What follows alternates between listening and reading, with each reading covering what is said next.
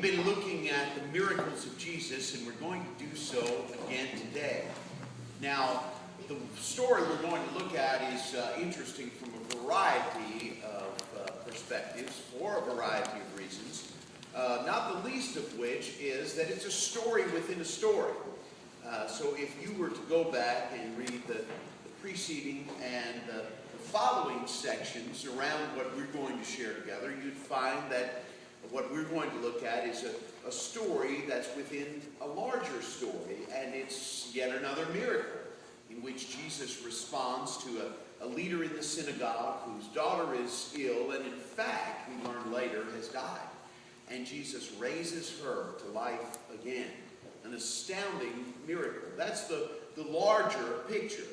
And Mark picks up this interesting, smaller story, but nonetheless significant, that happens as Jesus is on his way, having received word about this young girl being on her deathbed.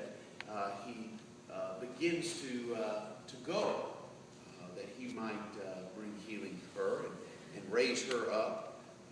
And this happens along the way. So let's listen together Mark's account of a woman who is healed.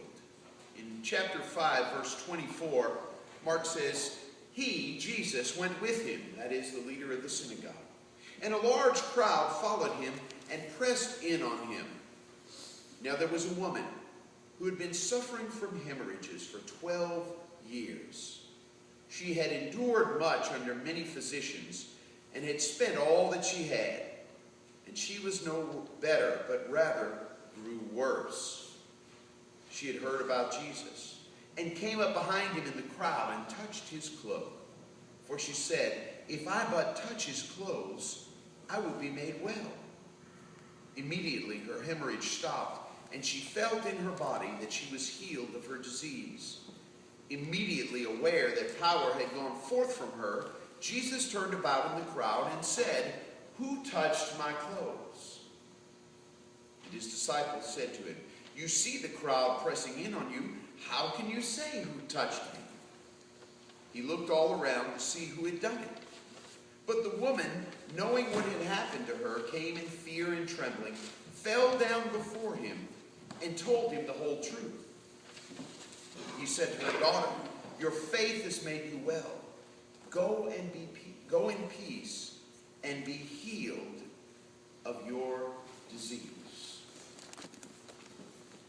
If we stopped and paused for just a moment to think about the powerful nature of touch, we would probably think about many things.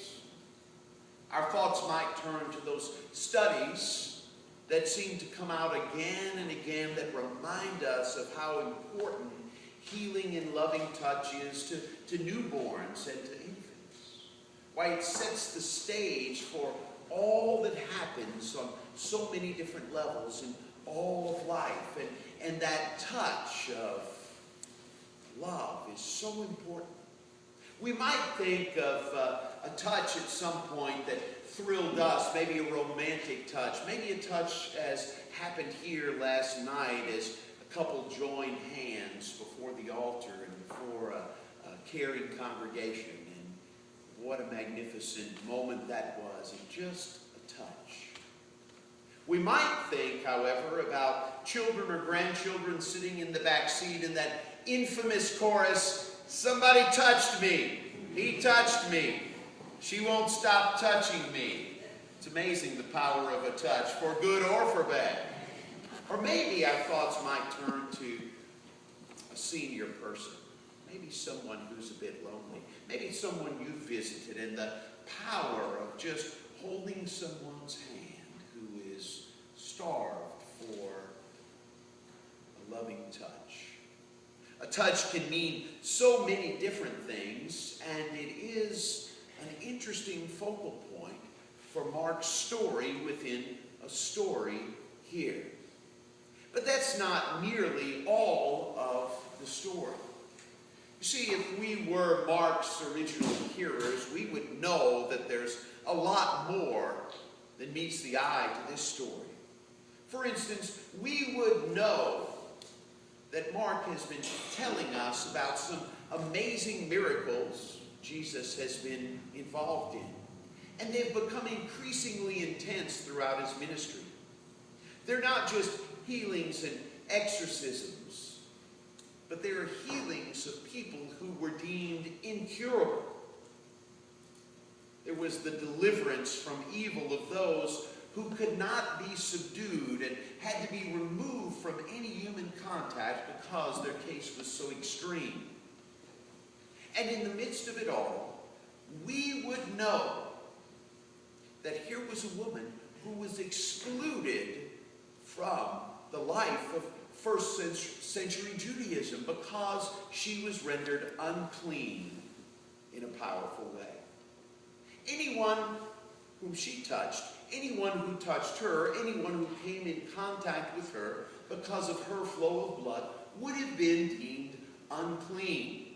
And so as such, she was excluded from worship, from normal contact with those who desired by Jewish law to remain ritually clean. No doubt she was isolated, she was on the edge, she was looked at, thought of, and treated as someone who is unclean. And Mark tells us in a line that has to bring a sneer from anybody in healthcare. Here's what he says about her. She had endured much under many physicians. She'd spent all she had, and she wasn't any better. In fact, she was worse. That's her condition. In other words, he's telling us she was desperate. She was desperate. Reminds me of a story I heard the other day, and after all, it is football season. It's a story about two teams who were playing, and the quarterback of one team threw an interception.